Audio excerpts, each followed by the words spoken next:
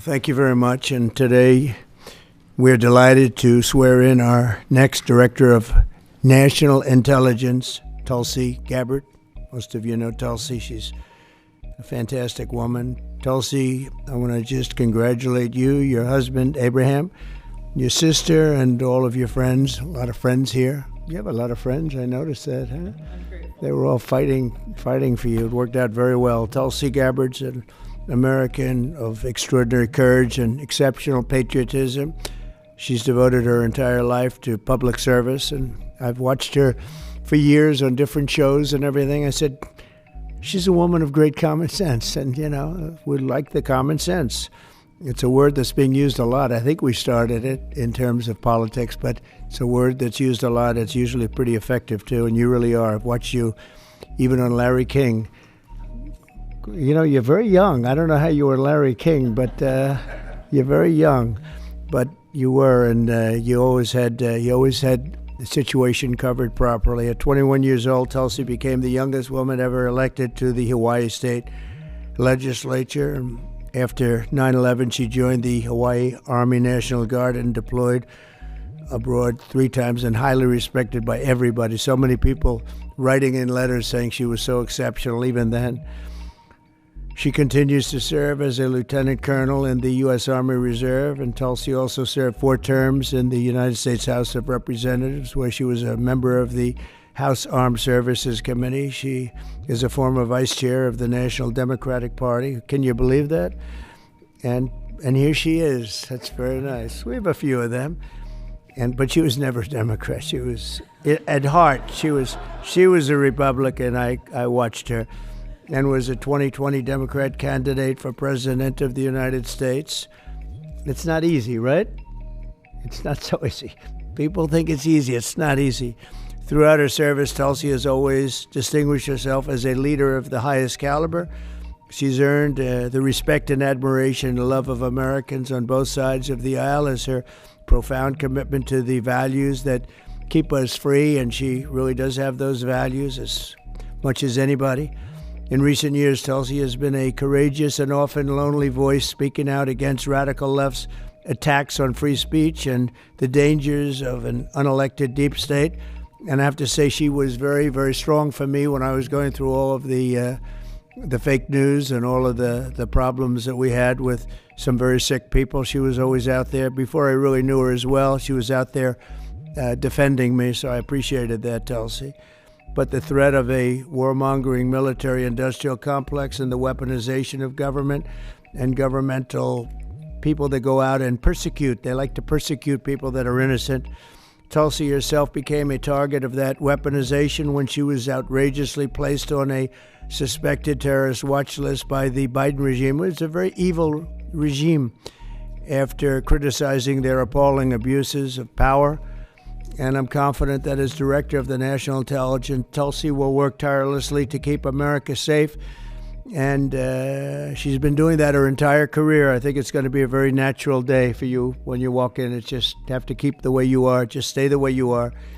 She'll be clear-eyed and she'll be focused on the threat of radical Islamic terrorism and lots of other threats, too. Threats from within, and give no quarter to America's foreign enemies. At the same time, I'm entrusting Tulsi with the responsibility of overseeing urgently needed reforms to the U.S. intelligence community to protect the rights and the civil liberties of all Americans. She'll provide the American people with transparency, eliminate corruption, shrink the bloated bureaucracy, and restore honesty, integrity, and trust to the national security state.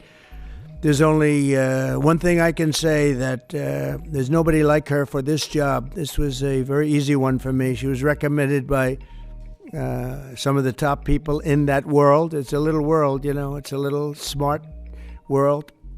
It sometimes can be an evil world when the wrong people are there, but we have the right one. She's had so many great recommendations. I would say Pam was right up there with her, Pam Bondi. She had a lot. I know her a little bit better, and you're doing a fantastic job after about 3 or 4 days, right?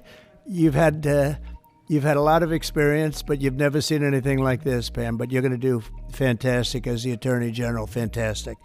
So thank you and congratulations. We did this with Pam a few days ago, and this is again my honor. So congratulations to Tulsi, and I think Pam is going to administer the oath, and when she does that, I'll sign your new certificate. Good. Thank you. Thank you very much, everybody.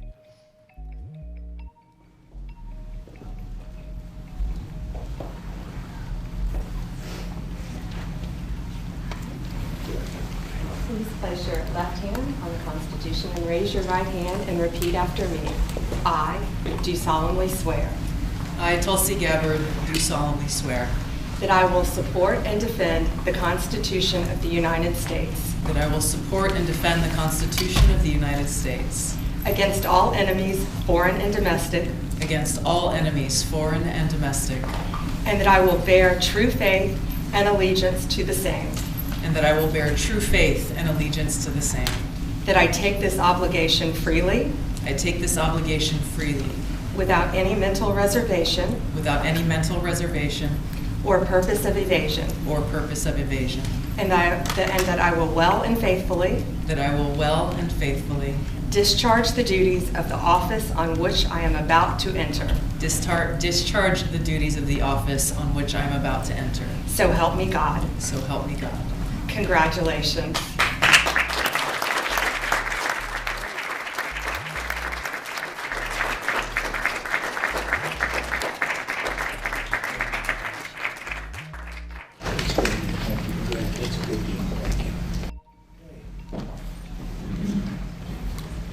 How is the Oval Office looking? A little different look, right? It's the Oval Office. Yeah, we got a good one here.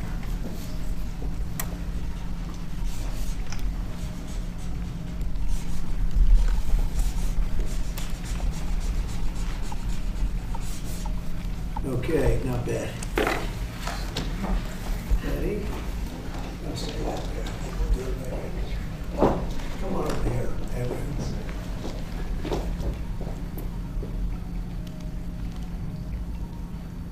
Okay, I'm sure there are no questions. You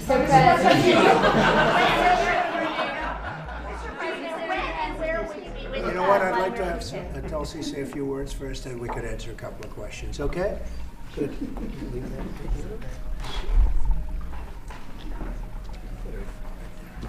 That's good.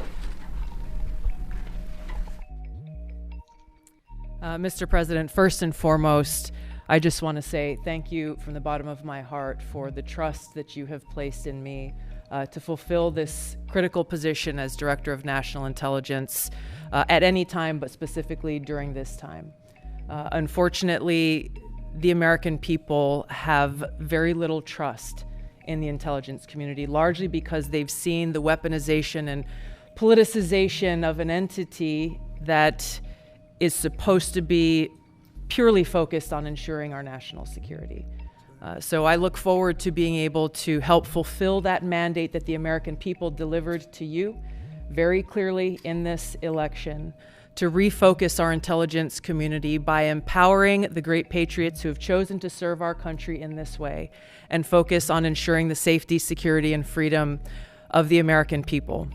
As you've said, Mr. President, this is what I've dedicated my life to, and it is truly humbling to be in this position, to serve in your administration, help to rebuild that trust, and ultimately to keep the American people safe. Last thing I'll mention, that in your National Prayer Breakfast speech, you made a statement about your legacy of wanting to be remembered as a peacemaker. I know that I can speak for many of my fellow service members who are here today, veterans, Medal of Honor recipients, how deeply that resonates with us. For those who volunteer to put their lives on the line when duty calls, but to have a president and commander-in-chief who recognizes the cost of that sacrifice and ensuring that war is the last resort, not the first. So thank you for your leadership on behalf of my friends here and all who wear the uniform. We're grateful. Thank you. Congratulations. Thank you.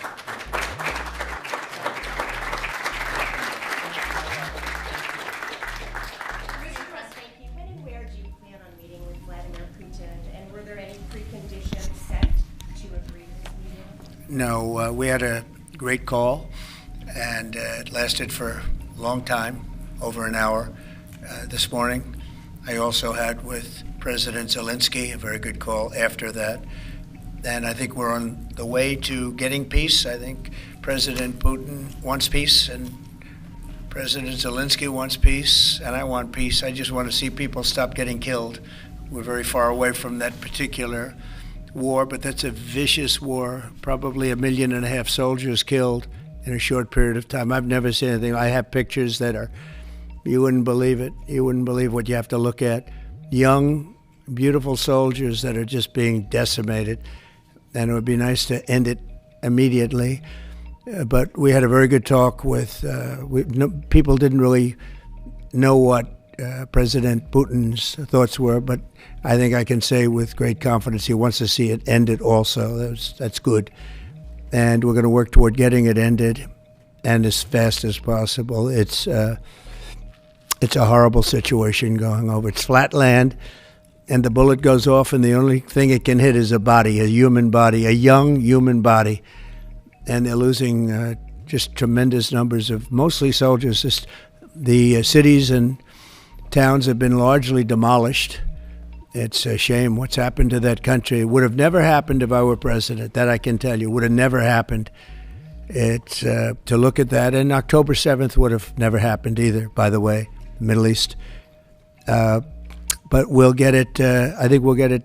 We'll get something done. We're going to be meeting actually tomorrow. They're meeting in Munich, as you know, and we're going to have some other meetings. And I'll be dealing with President Putin largely on the phone, and we ultimately expect to meet. In fact, we expect that he'll come here, and I'll go there, and we're going to meet also probably in Saudi Arabia. The first time we'll meet in Saudi Arabia, see if we can get something done. But we want to end that war. That war is a disaster. It's a really bloody, horrible war. Saudi Arabia, the first meeting will happen. I think so. We think we're going to probably meet in Saudi Arabia, the first meeting. Hasn't been set, but not too distant future. Did you also be part of that meeting? We both understand, we know the Crown Prince, and I think it'd be a very good place to meet. So it sounds like that would just be a meeting between you and Putin and perhaps the Crown Prince, but not President Zelensky? Probably we'll have a first meeting, and then we'll see what we can do about the second meeting. Commit to go to Ukraine? What about Ukraine? Did you commit to go to Ukraine? No, I haven't. I haven't committed to go to Ukraine.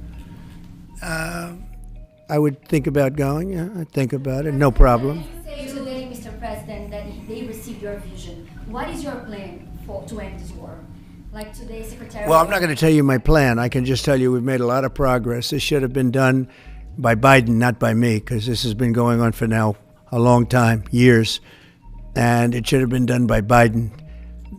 Just like the young gentleman that I brought home yesterday after 2 weeks. We worked on it for 2 weeks. He was a fine man, and he was in there for 3.5, almost 4 years, and they weren't able to do a thing, and I got him out. And as you know, I didn't pay $6 billion. I didn't pay anything. We did a trade, and we did a good job. We got him out in 2 weeks. It should have been out years ago. It really should have been out years ago. Oppose NATO membership for Ukraine? I don't think it's practical to have it, personally. I know that our new Secretary of Defense, who's excellent, Pete, made a statement today saying that he thinks it's unlikely or impractical. I think probably that's true. I think long before President Putin, they said there's no way they'd allow that. This has been going on for many, many years. They've been saying that for a long time, that Ukraine cannot go into NATO. And I'm okay with that. I just want the war, whether they are or they're not. But it certainly would seem to be that most people have said that is something that's not going to happen. Are you freezing out President Zelensky of this process a bit? Isn't there a danger of that? No, I don't think so, as long as he's there. But, at some point you're going to have elections, too. You're going to have an election. He says he wants security assurances, Mr. President. What does that look like? In terms of what?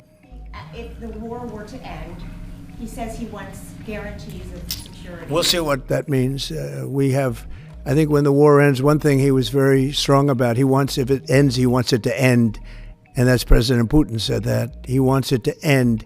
He doesn't want to end it and then go back to fighting 6 months later. We talked about the possibility, I mentioned it, of a ceasefire so we can stop the killing. And I think we'll probably end up at some point getting a ceasefire in the not too distant future. Do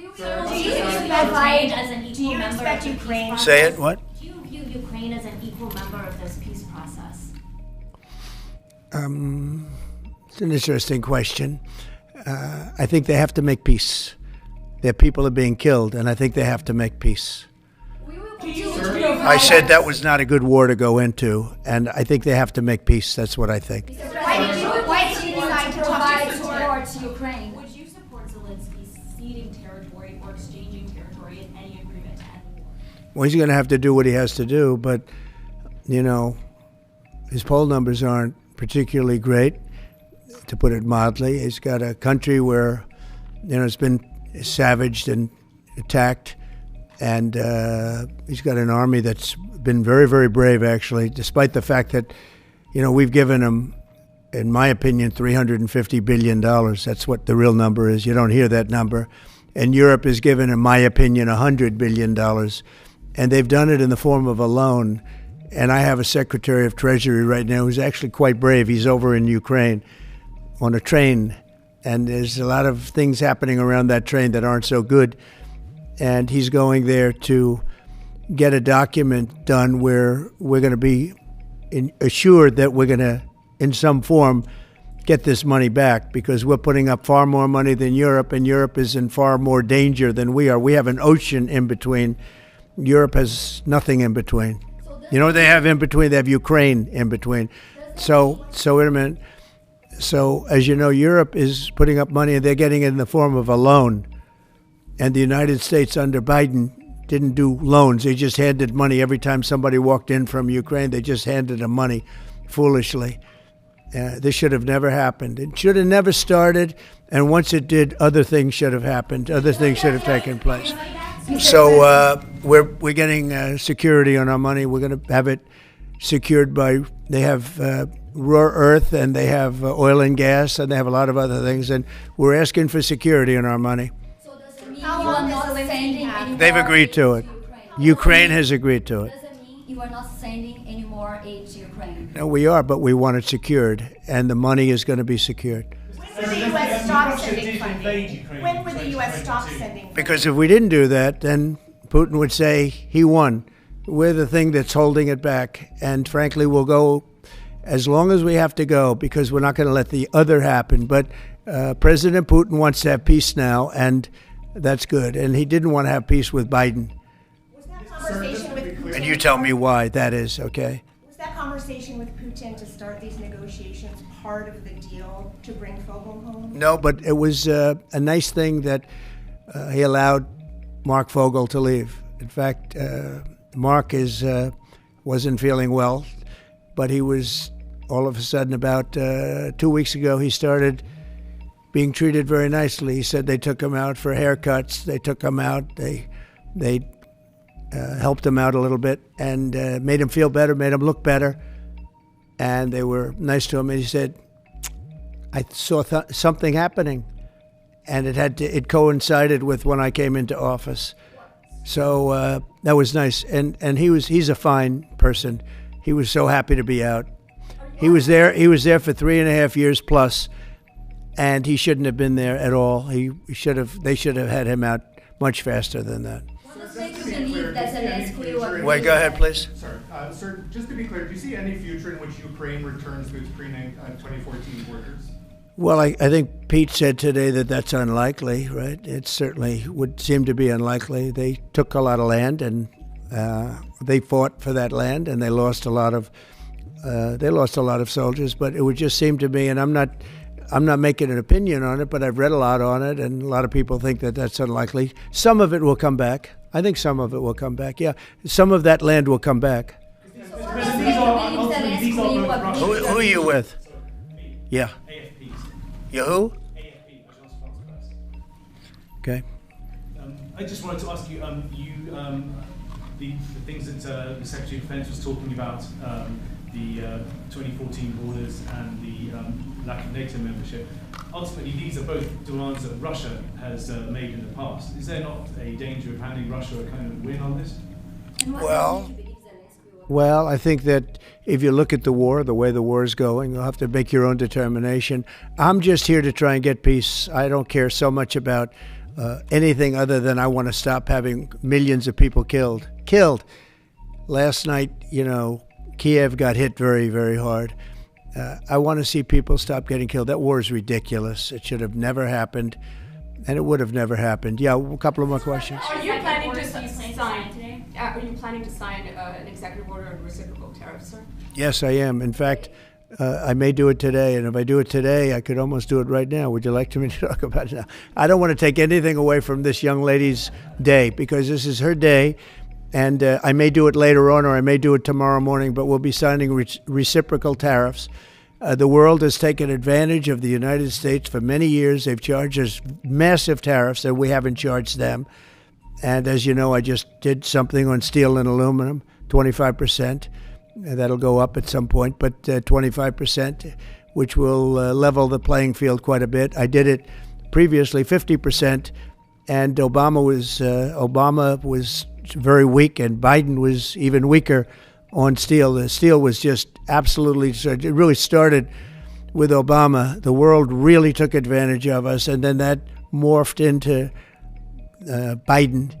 And what they did was he was so worried about trying to attack his political opponent that he didn't know what he was doing with respect to countries taking advantage. He should have looked at the countries, both friend and foe, taking advantage of us. So we're going to be doing reciprocal tariffs, which is whatever they charge, we charge, very simply. But we're going to be... Considering exemption, talk about widespread fraud and abuse. Oh, yeah, tremendous fraud. There's tremendous fraud, and it's hard to believe that you can have that kind of fraud. You're talking about are you talking about what? Wait. Which are you talking? You're talking about with regard to all of the investigations that are going on about this stupidity. What we're going to do is tomorrow I'm having a news conference. I'm going to read to you some of the names that hundreds of millions and even billions of dollars have been given to. And if you tell me that we should be giving money to those things, those entities, I think you'll probably have to leave as a reporter because you're not very talented.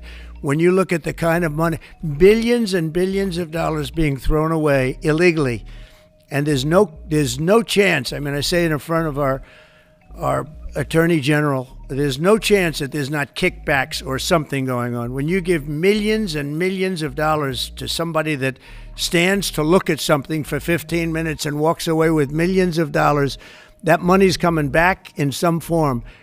And that's only one form of corruption. The biggest thing is what they do to our country. They're taking massive amounts of money and spending it on items. I went through a list of 200 expenditures that were made, and I found 3 that looked like they were reasonable. Okay, 3. And we'll be talking about that tomorrow. We have a lot of stuff. And I want to commend Elon because he's done he doesn't need this. He's abused by you people every day. He's found more things than anybody could find. I think he's got the credibility to do it. I know he does. And it's his group of people. They started off with 12. I call them 12 geniuses. They started off with 12, and they went to 20 and 25, and now they're up to almost 100. People are joining to help them because there's a massive fraud that's taken place. And then you have judges that are activists, and they sit there and they say, as an example, $59 million going to a little small group in New York City. You get nothing going to North Carolina to help nothing. They say, we don't have any money because they've given it away on the border. But you have nothing. What they did to North Carolina is a shame. And then they sent $59 million to New York City for a hotel for a little bit of nothing. What they've done, a hotel that was not luxury, that's getting luxury rates for migrants, where they're making a fortune, and we catch them. But a judge says, well, even though it may be a fraud, you have to send the money in anyway. Send the money. I said, wait a minute. We have money that shouldn't go because we caught it before it was sent out, but they want the money to go anyway. And I think you're going to have a lot of things to look at, Pam. I really do. What's going on with this whole thing? And this is just one group. We haven't talked about Department of Education. We haven't talked about the military. We haven't talked about a lot of things that are very big. And what's happened is, as an example, you'll have cases where you have a 3-month contract, and maybe the guy that signs the contract leaves. Maybe he gets rich. All of a sudden he leaves for that reason. But you have a 3-month contract, and maybe he leaves. So the contract is sitting there, and the people signing the checks don't know it's 3 months, and it goes on for years. The 3 months turns out to be 3 years, 5 years, 10 years. Just goes on forever. And the guy on the other side of the contract just keeps getting check after check after check, because Elon had an expression yesterday, because nobody cares. It's a great expression. Nobody cares. The guy that signed the contract didn't care. Maybe there, may not be there, maybe crooked, who knows. But you have to care. Otherwise, you can't really run a thing like that, or you can't run a country, really, because there's so many transactions, thousands and thousands of transactions.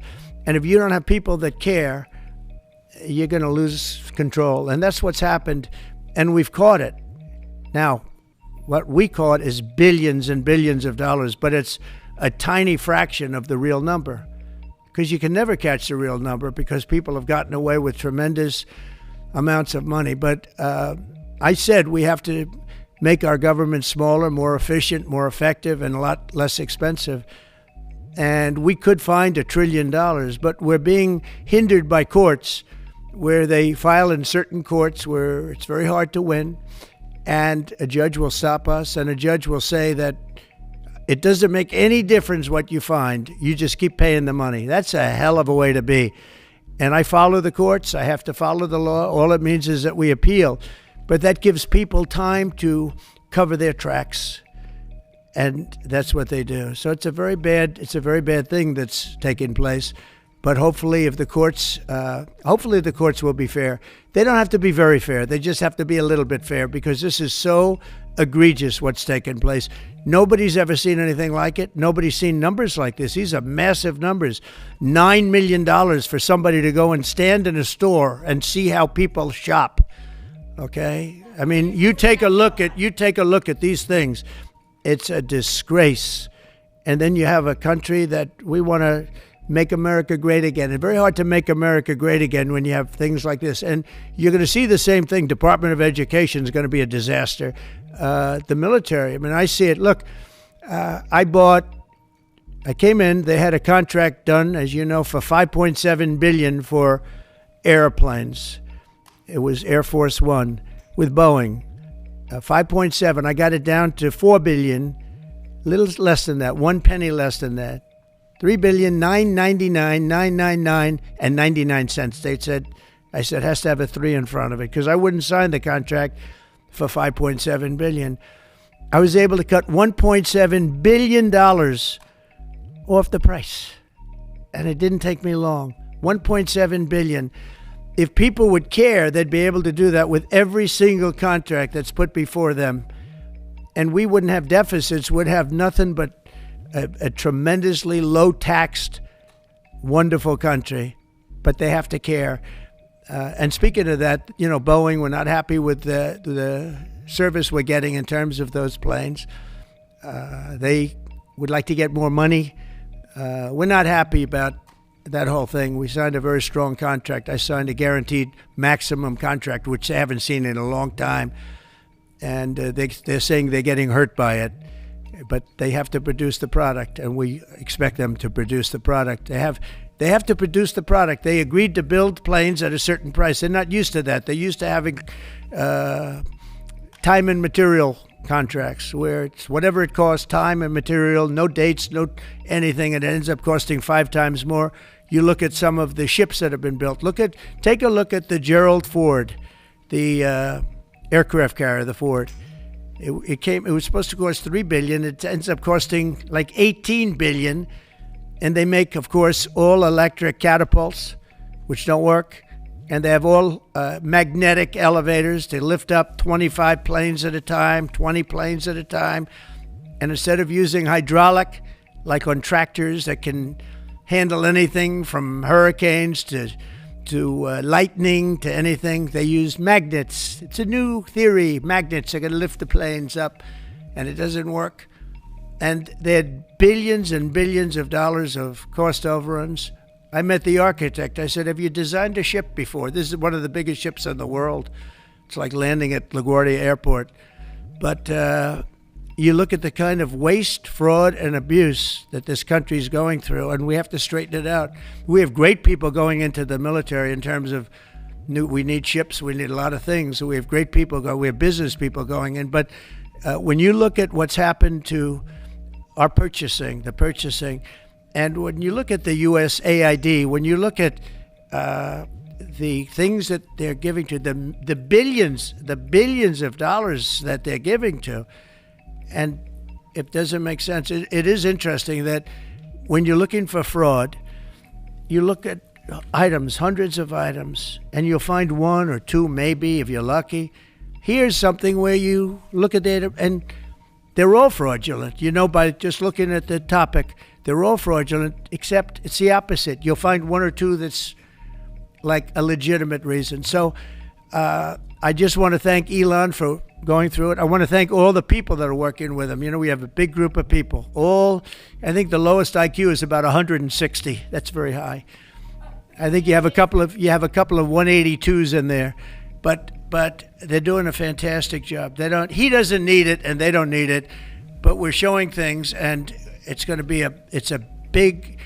People have no idea how important it is. Yeah. How soon do you want the Department of Education to be closed?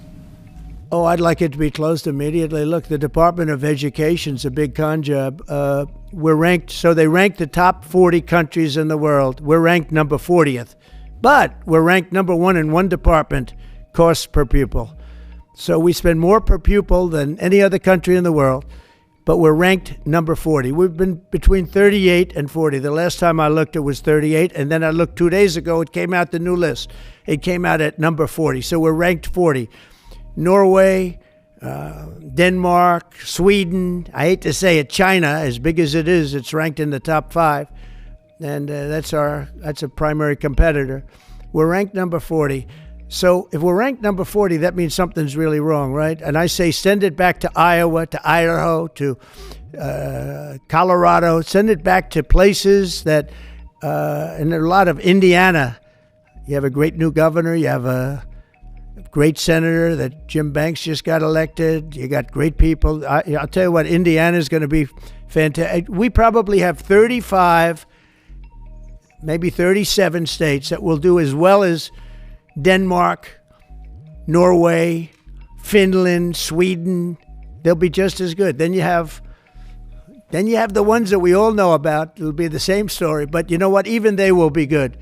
Because you look at New York, you give it to Westchester County, you give it to Long Island, you give it to Nassau County, you give it to Suffolk County. Same thing you go out to, and you give it to upstate New York. So you'd have 4 or 5 sections. You give it to Manhattan. Manhattan's a little bit tougher. For some reason. I don't know why it would be tougher, but it is. You give to California, and you go to various areas outside of Los Angeles, and you might have 6 or 7 different subgroups. But generally, like if you go to Iowa, you give it to Iowa. You don't have subgroups, you have Iowa. And other places that do a good job. If they do a good job, they're going to do a great job in education. Those places will be every bit as good as the various countries that do so well. All the time, it's the same countries that are doing well. And so we have a Department of Education where people from Washington, D.C., who in many cases don't care about the kids out in the country.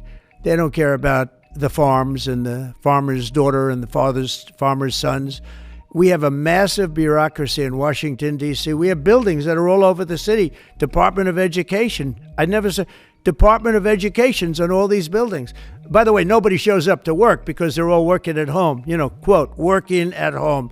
They're not working at home. And a lot of them have second jobs. And that's the other thing that Elon Musk is looking at. How many of these people are getting checks, working at home, but they're not working because they have second jobs and even third jobs? You're going to find a lot of them. And those people are going to be fired because we have to make our government smaller. All right, one more question. Yeah, Jennifer, go ahead. Nice to see you. Thank you, sir.